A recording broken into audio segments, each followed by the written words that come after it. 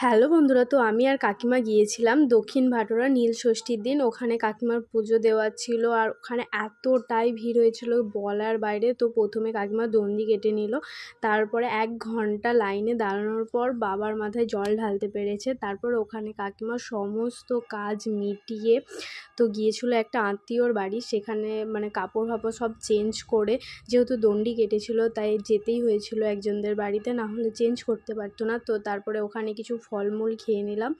খাওয়ার পর তো কাকিমা কিছু বাড়ি থেকে পরোটা করে এনেছিল, পরোটা আর আলু ভাজা করে এনেছিল। তো সেখানে খাওয়া দাওয়া করলাম বসে। তারপরে আবার আমরা বাড়ির দিকে আসছি। তো ওখানে এই নদীটা পার করতে হবে, আর এই মানে পোলটা এত ভয় লাগছিল আমার যেতে।